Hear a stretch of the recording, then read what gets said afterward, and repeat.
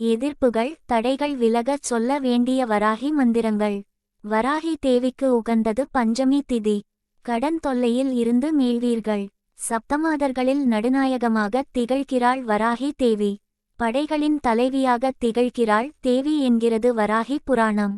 வலிமை மிக்கவள், நமக்கெல்லாம் வலிமையை கொடுப்பவள். வராகி தேவிக்கு உகந்தது பஞ்சமி திதி. வராகியை வழிபடுவதும் தரிசிப்பதும் மனதார பிரார்த்தனை செய்து கொள்வதும் உன்னத பலன்களை தந்தருளும் என்கிறார்கள் ஆச்சாரிய பெருமக்கள். வீட்டில் விளக்கேற்றி வராகியின் மூலமந்திரத்தை சொல்லி ஏதேனும் இனிப்பை நைவேத்தியம் செய்து வேண்டிக்கொண்டால் வேண்டியதையெல்லாம் தந்தருளுவாள் தேவி.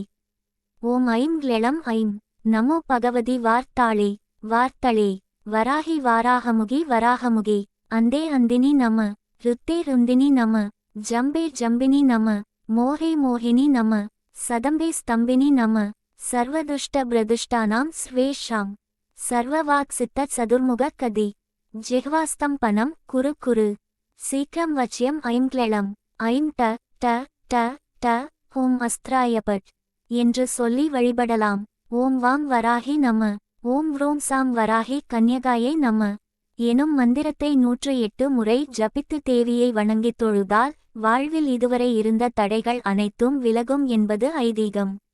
ஓம் ஸ்ரீம் க்ரீம் க்ளீம் வராகி தேவியை நம.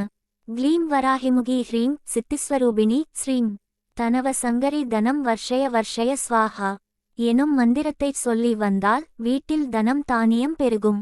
சகல ஐஸ்வரியங்களும் பெருகும். கடன் தொல்லையில் இருந்து மீள்வீர்கள். அதேபோல் லூம் வராகி லூம் உன்மத்த பைரவீம் பாதுகாப்பாம் ஸ்வாஹா எனும் மந்திரத்தை தினமும் சொல்லி வரலாம். வராகி தேவியை வணங்கி வந்தால் எதிர்ப்புகள் விலகும், தடைகள் அகலும். வராகி தேவியை போற்றுவோம், துதிப்போம், மனதார பிரார்த்திப்போம்.